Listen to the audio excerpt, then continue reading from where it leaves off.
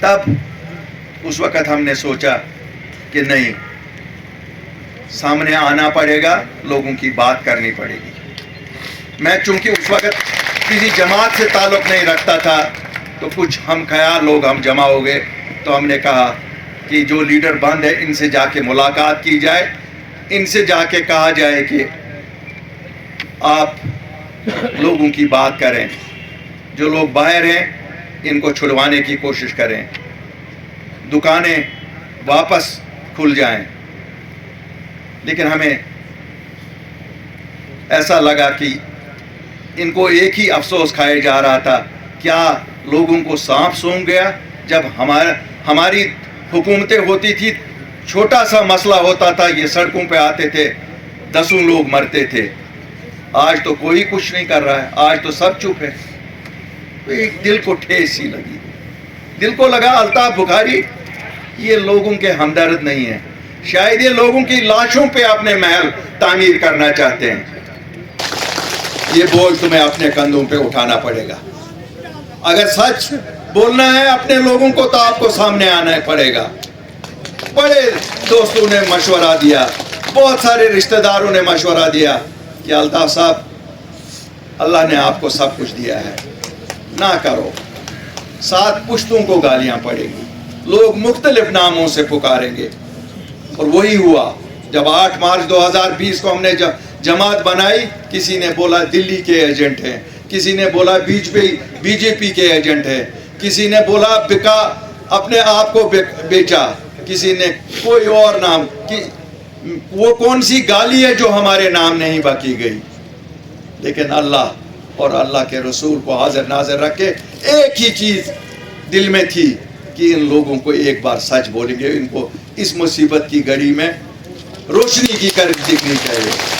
اور اس کے لیے اپنی پارٹی کھڑی کی. میں آپ سب کو مبارک دیتا ہوں. آج جو آپ اس پارٹی کا حصہ ہیں، یہ اس کوشش کا حصہ ہے جو ہم نے 2020 میں شروع کی. اس وقت بھی کسی چیز کی ضرورت نہیں تھی. اللہ کے فضل سے 1600 سے زیادہ لوگوں کو ہم نے باہر کے جیلوں سے واپس لایا.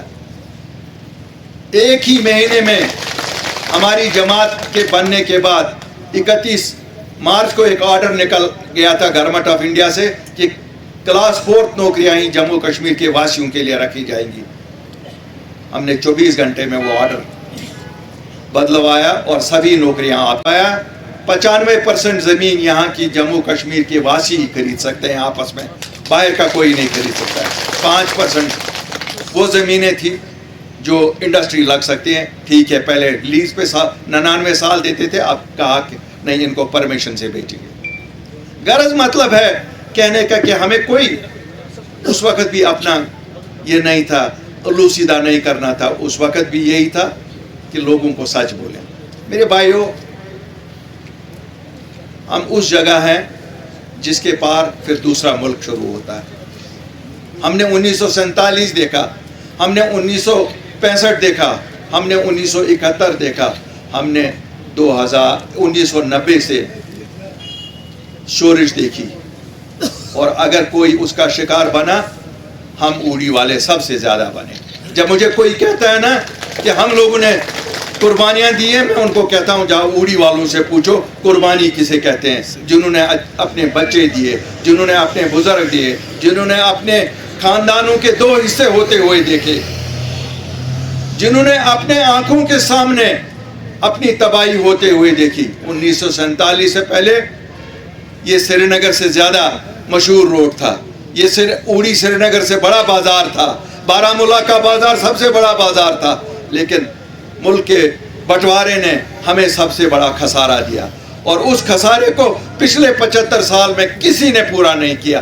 کسی بھی لیڈر نے یہ نہیں سوچا کہ ان لوگوں نے خسارہ دیا. اگر انہوں نے بات کی، انہوں نے اپنے گھروں کی بات کی. اگر انہوں نے بات کی، انہوں نے اپنی اقتدار کی بات کی. میں آپ لوگوں سے کوئی چیز چھپانا نہیں چاہتا ہوں. ہمارا مقدر 1947 میں لکھا گیا ہے بھارت کے ساتھ. ہم کچھ بھی کریں، جو تقدیر میں لکھا گیا اسے بدلایا نہیں جا سکتا ہے. اور خاص کر وہ لوگ جو پچھڑے ورگ کے لوگ ہوں. ہم بارڈر اسٹیٹ کے لوگ ہیں, ہم کیا لڑ سکتے ہیں؟